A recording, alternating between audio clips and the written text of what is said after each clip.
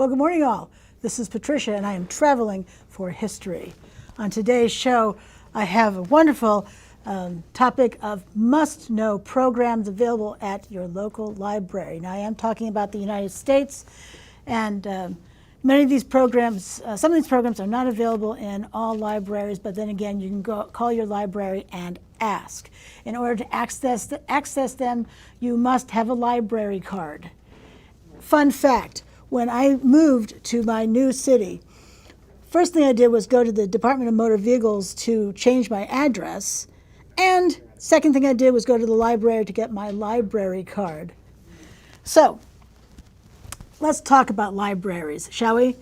So, when I think of a library, probably like most folks, particularly in my age group, think of books, first and foremost.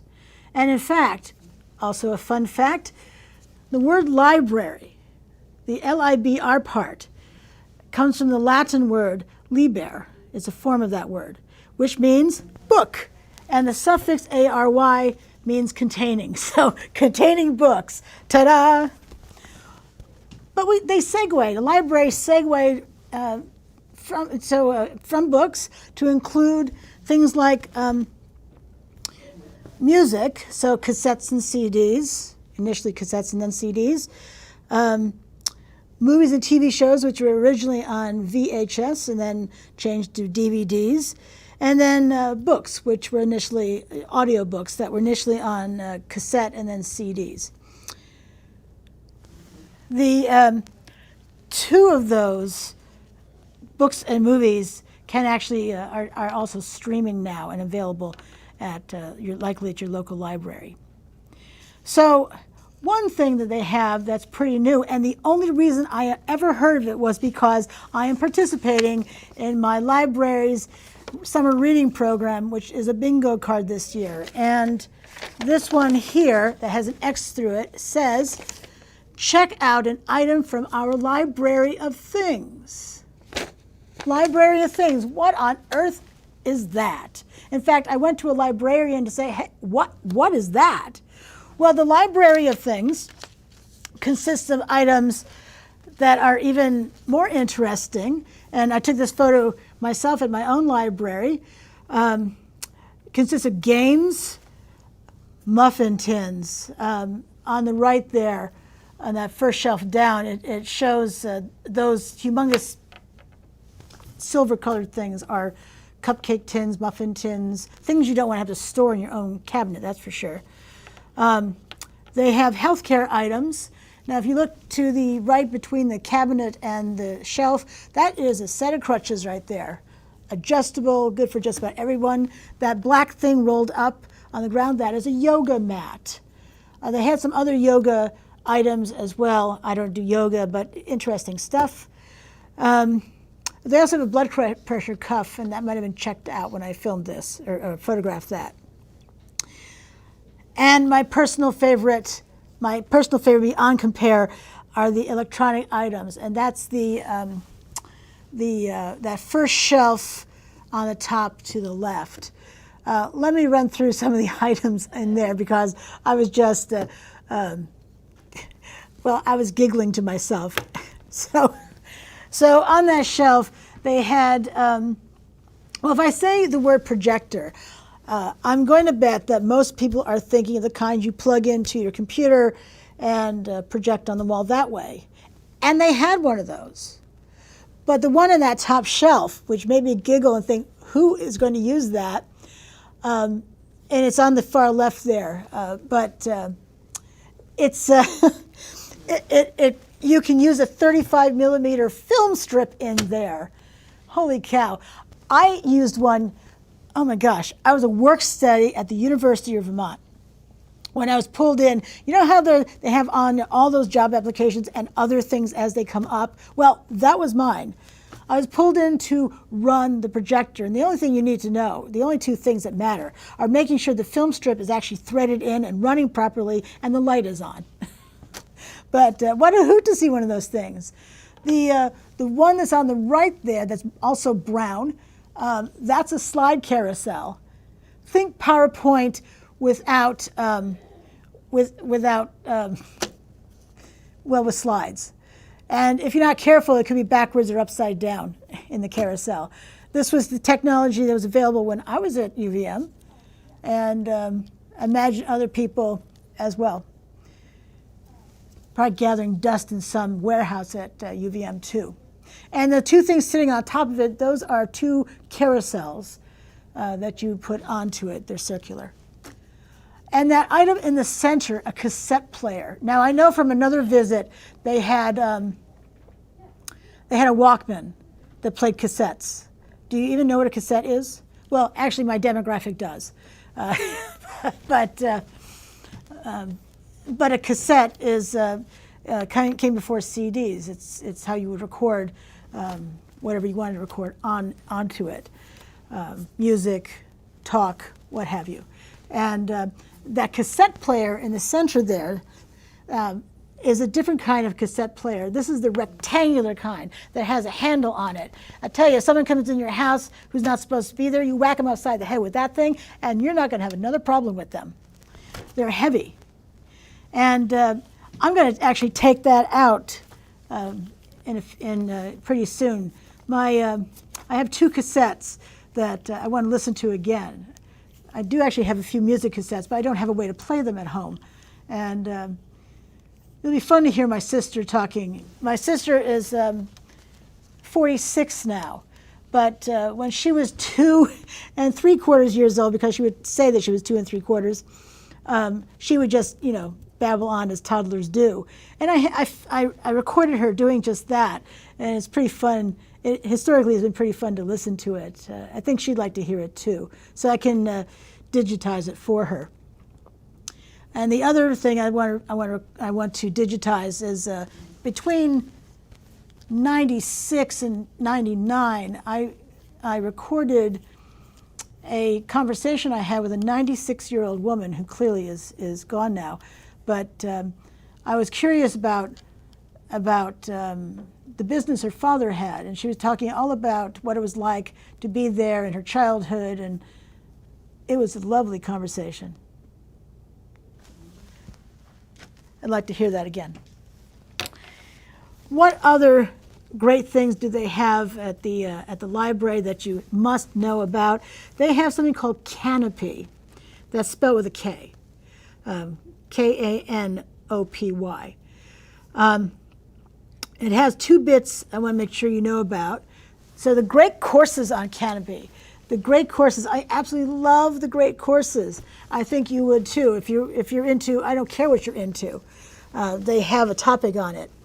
That is college courses, university courses that a professor has put together. And the professor who put it together is the one who's reading their notes so you can hear them. So of the ones listed there, I listened to The Other Side of History, which is daily life in the ancient world. Outstanding. First of all, I really liked the narrator's voice, was Professor Robert Garland, and it was such fun information, and he's just so interesting. So I can highly recommend that course. And again, free. It's a streaming service. And it's only available through your library. It's not available otherwise. So get your library card and plug in the number, and you can watch videos that are, what's the word I'm looking for? They are unabridged and no commercials. No commercials! Imagine that, no commercials. Now they also have documentaries, which is certainly my thing, as you likely know. But they also have a whole variety of movies as well. Comedies, dramas, romance, thrillers, westerns. I was really happy to see that they have the original version of The Magnificent Seven. How fun is that? They also have some Broadway shows. Those are movies, but yeah. So fun stuff. But Canopy, quite nice, quite interesting. And documentaries, certainly, you don't have to have a subscription to Hulu, for instance, or even Netflix. Netflix if you want modern stuff, but and Hulu for modern stuff too. But if you want to listen to older older movies, or excuse me, watch older movies or watch older documentaries, then why not go with Canopy? Because it's, what is the word? What is my favorite word in the English language? Free. So that's an awesome service. You have to have a good internet connection or it will go blurry. And if it goes blurry, it's because of the internet connection. That's the first thing you should check. Also at the library are museum passes. So certainly my library has an interesting assortment. Now, not all will give you free admission, but a reduced admission is still better than paying full price every day of the week. Now, one thing I'll say about the Ethan Allen Homestead is that if you have a current Vermont ID, you get it for free anyway. But you could still take it out and help out a friend. So it's fabulous. It's fabulous. And you can certainly check with your library to see which passes they have. It's great stuff. Because who doesn't like to go to a museum? Well, actually, I suppose there are some who don't, but for free, maybe you can drag a friend who may not like a museum overall, because free is good every day of the week. One of my favorites, and the one I use the most of the group I'm talking about specifically right now, is the State Park Pass. Now, understand, if you live in Massachusetts, state parks are actually free to get into, so they don't offer a free state park pass. You may probably pay for parking, though. But here in Vermont, state parks cost money to get into, and these are for day use only. I want to be clear about that. It's just for day use. So, and isn't that a fun thing to see in the front? And it says on there, is free entry into state park day use areas up to 8 people in one vehicle. So technically, my car will seat 7. Sort of like those 1950s phone booths, I would think. But yeah, see, right there. So if you could cram 8 people into your car, everyone can get in for free. Now, I've been to some state parks just to walk the trails, but they're also good for the Vermont State Park historic sites and state historic sites. Where have I been? I've been to Chimney Point historic site, excuse me, in Addison, Vermont. You can watch any one of my videos on that. I have several on my channel. Because it's not just the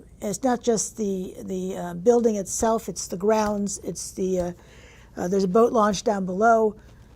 You can access all of it. I've also been to the Justin Morrill Homestead, which I've been there twice. It's so good. It's down in Stratford, Vermont. That place is so amazing that I went the first time with one friend. It was awesome. And then I said to another friend, we have to go. I know you're going to love it. And we went, and she also loved it. So I also have a third friend I've already talked about going there with. It's worth the drive from here, from I'm in Burlington right now. It's about a 2-hour drive on the highway.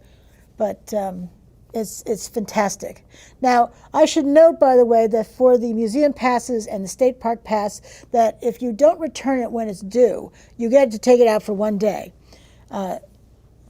Fun fact, though, did you know that if you take it out the day before a holiday, you technically get to use it for 2 days? Or if it's a long weekend, my library is open on Saturdays and not Sundays. So if that's the case, you could, I have used it on Saturday and Sunday. And the first time I took it out was the Friday before Memorial Day weekend. My library was closed Saturday, Sunday, and Monday. So I used it 3 times out of those 4 days. Fantastic. But you want to note that there's a $5 per day late fee, and then if you lose the doggone thing, it's a $50 replacement fee. Ouch. pretty painful. And understand too that if you just bought the pass, it would be $30. So, as of the filming of this video, of this show, but you want to keep that in mind. That's true for the museum passes as well, that if you don't return it when it's due back, they hit you with a $5 fee. And I could see, and there's a replacement fee for any one of those too, probably $50. I don't have that in front of me, I don't know. But just be mindful of that. Don't lose it. In fact, the most recent state park I went to, I wanted to walk the trail again, and the park ranger said, "Wow, I don't see many of these." And I've heard that almost everywhere I've been. Wow, I haven't seen this. This is the first time I've seen this. I've never seen this before. Take these things out and use them. Make sure park rangers can't say that anymore. But I had inadvertently left it with the park ranger, and if he hadn't called out to me, I would have left it there, which would have meant going back and getting it.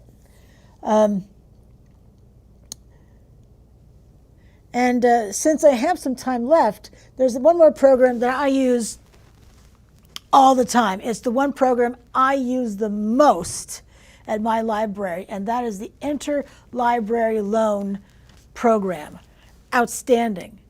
Now let's say you want to read a book that they don't have on the shelves. Now, for me, for instance, I wanted to read the book on the history of Ruby, Arizona, because I visited Ruby, which is a ghost town, back in February of this year. And in fact, what's interesting is that it is now closed to the public. So I'm hoping they're going to reopen it, but the book is out of print, and there's no reason why any Vermont library would have that, right? It's an Arizona thing. So I asked for an interlibrary loan on that. Now, understand there's no guarantee that they can get that, any book that you request, because the books that are out of print are very hard to get. And some libraries don't want to share those kinds of books as an interlibrary loan book because they're out of print and they can't get them again. Or the out-of-print price is outlandishly expensive. So we understand that, right? Yeah, I'm sure we do. Sometimes I ask for a lot of Vermont history books. Imagine that. And they've gotten every one of my Vermont history book requests. It takes about a 30-day turnaround for that, and you get the benefit of my extra knowledge on something as I share in a video as I'm filming out and about. Or I can add more information, and sometimes even a book recommendation that you should really read this because of X, Y, or Z. In fact, I discovered that one book I had read as an interlibrary loan book, which was a bit daunting, 2 columns per page, and each time I see that, I have flashbacks of reading those kinds of books in college, which all of those books were dull as dishwater. Dull, boring. God. So I have flashbacks of that, but actually the book was very interesting, and but not for everyone. Nerds like me, yeah, sure, but still, very interesting book. But the thing is, I discovered it's actually available to read for free online. I didn't know that until I returned it because I was looking to see if I wanted to buy it, but it's out of print. It's very expensive. So, excuse me, talking so much, my mouth is dry. So, but it is available for free online to read. All of it, the entire thing, from the introduction to the bibliography. Crazy. So if your library offers that, why not use it? Especially if they don't have it on their shelves. Now, I was thinking about some things also. So for the library things, I wanted to go back for that, touch base with that again for a moment, is since I needed to check something out, again, because of the bingo card. Where was it again? Here. It's right here. what did I check out? I checked out the Vivitar digital camera. And I didn't just check it out because I needed to check something out for the bingo card. I wanted to see if a digital camera would make sense to use out and about. And no, it would not. It's heavy. I mean, it took lovely pictures, certainly better than my phone can ever. And it had it certainly not only took pictures, but you could film videos. But it was heavy, and I wouldn't want to use that. If I were just using it from home, that would be great. But note that also had a daily fee if you didn't return it. That may have been $5. But the replacement cost for any of those library so for any of those library things, there's a replacement cost for any one of those items. The replacement cost for the Vivitar digital camera, are you sitting down? I'm glad I am.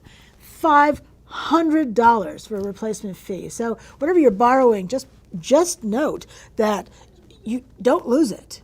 Don't lose this stuff. Don't damage this stuff. Now, one thing I would recommend, by the way, something I did and what I recommend for you to do is to take a photograph of what's in the box, so to speak. And it was actually in a plastic case, which was great. It had a zillion pieces to it. So I took, as I said, a couple of photographs before I checked it out. And I told the woman I was going to do that, which she thought was a great idea too. Not only is that great to remember to look at it and see, oh, what else do I need? Is this it? Is that it? Oh yeah, okay, everything's in the box. Or, oh, I'm missing something. Where is it? It's better to have that heart attack at home and not at the library counter. It's also good to take another photograph when you're about to return it to make sure that everything's in there, that you can show that when you returned it, everything was in the box. I mean, most of those pieces were black and really hard to really hard to see if you drop it on the floor. Oopsie! I mean, they have, I think, gray carpeting there, so it'd be easy to miss a black piece. But you can see the huge array of items. At that one, so you can see the yoga mat. I pointed out earlier the round thing, the round black thing on the right. That black rectangle square item, that's a quilting kit. For their tools, they also have tools there, things like gardening tools and including a pole hole digger, a post hole digger. I don't know why that entertains me so much, but it does. It's sort of something you'd only need periodically, right? What else did they have? Oh, the other tool thing, they have like a toolkit, the kind of stuff that you would just use on a regular basis, a hammer or a screwdriver, pliers, stuff like that. They also had, I want to say they had a socket set, too, so certainly use those as well. That's how I used to take the battery out and bring it into the house to warm it up overnight. So it's great stuff. Yeah, exercise equipment. They do take donations, by the way. So if you are interested in donating something to them, you can contact your library, if they have a library of things, and say, hey, is this something you would like? Now, the Library of Things, in case you're curious, started actually in England. So I'd be interested in, if you put in the comments below what they have at your library, wherever it is in the world. I know I have an international audience, so share. Let's talk about that. So it's amazing the stuff they have. They even have a metal detector, something I've always wanted to try. I didn't see it there when I was there recently, but they I think a metal detector would be fun to use. And they do say, which I think should be obvious, but just a reminder, that you need to return it in a great condition the way you got it. So that's for the interlibrary loan books. That's certainly for that's for anything you borrow. You wanted to take it back in the same condition you got it. So this is essentially part one of all the fabulous must-know library programs. I keep discovering things. A lot of things are streaming. I don't have a lot of information on the one for the music and the books, but next time I will. But my library doesn't have a way to stream music, so I guess I'm still paying for that. But still, these are certainly things that that you could use and certainly enjoy. I mean, the great courses alone, there's plenty to watch on there. For not just for adults, like not just the movies for adults, but they have movies for children too, and cartoons and TV shows and whatnot. So, you know, you can keep your kids entertained as you entertain yourself. So, it's a win-win. Now, for my library, I asked them, hey, do you have a library version of audiobooks? Because if you watched my videos when I talk about book recommendations, most of those books I've listened to on audible.com. No, this is not a sponsored video, but Audible, if you're listening, let's talk. And the woman said yes, and I think it's Libby, but I will double check that. And then in the same breath, she said, but they don't have a lot of nonfiction like you read. First of all, I was floored that she knew that I read nonfiction primarily, but there you go. So so you want to see what your library has. But the fact that Canopy is only available through libraries, which is free and has no commercials. No commercials, people, no commercials. Who wants to watch a commercial? I don't. Or an ad. I don't. It's just pure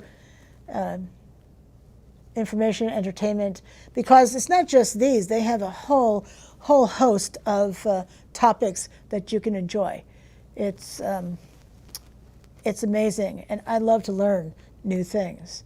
I love to learn more about stuff I already know about. So it's all good, and it's all free. Library card is free as well. I know for mine, when I call to see if the State Park Pass is available, their first question is, do you live in yada yada town? Yes. Do you have a library card? Sure do. And then, you know, they will let me know if the Park Pass is available.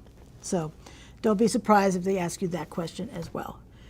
But anyway, but look at the time. We've gone through another 30 minutes this month. Lordy May. Well, as I say at the end of practically all my YouTube videos, thank you so much for watching. Really appreciate it. This is Patricia, and I am traveling for history. And until I see you again, I hope you have a fabulous rest of your day. Bye now.